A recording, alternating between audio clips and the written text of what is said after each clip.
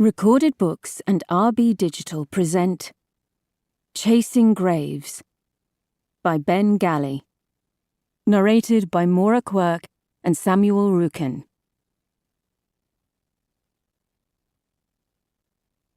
Tenets of the Bound Dead. They must die in turmoil. They must be bound with copper half-coin and water of the Nix. They must be bound within 40 days. They shall be bound to whomever holds their coin. They are slaved to their master's bidding. They must bring their masters no harm. They shall not express opinions, nor own property.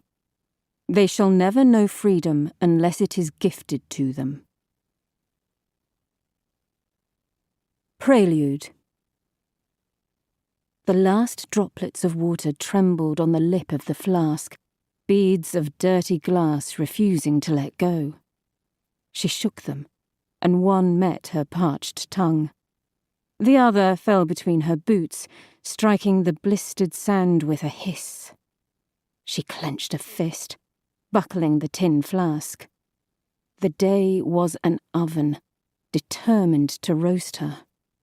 With an exasperated growl, she stared down at the dead things. One was considerably larger than the other, a horse with one leg bent at an unnatural angle. Splinters of bone poked through its piebald hair.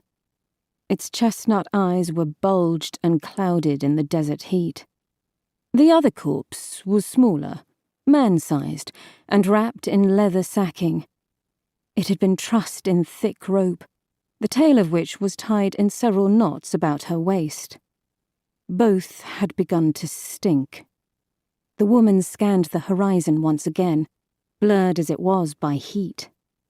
It was no different than the last time she looked. The golden dunes rolled out an endless and featureless carpet beneath a sky of overpowering blue, an upside-down ocean, beckoning to be dived into yet unreachable, and in that way cruel and taunting. The sun was high overhead, beating down on her cotton shirt and the white leather hood which prevented the rays from baking her brain. Ash-rubbed leather trews, black gloves and boots saw to the rest of her. When she could wait beside the corpses no more, she forced herself upright. Somehow it felt hotter further away from the sand. Not a breath of wind stirred. The rope came taut as she thrust herself onwards on foot. There were many miles yet to conquer. Far too many. "Your funeral?" The words came malformed, untested. He had broken his silence at last. She didn't deign to look at him, but she could tell by the cold waft of air that he was close. She wouldn't have admitted it aloud, but she longed for him to come closer, to escape the scorch for just a moment. "I said it's your... I heard what you said, you old goat. Go back to your brooding." Walking in the desert was not a joyful roaming, as one might enjoy on the high roads of Great Araxes. In the long sands, it became more a test of endurance. Every step was a parry in a duel between the ferocious desert and her determination. She had plenty of that. She leashed her mind to her task. As she trudged, the woman held on to a lump hiding beneath her coarse shirt, a coin dangling on a metal chain. Hollow threats were spouted behind her. "They'll find your body right next to mine, bloated in the sun, all trace of that legendary beauty burned away." Trudge, trudge, trudge. He chuckled, a wet, gnarled sound. His voice was still forming.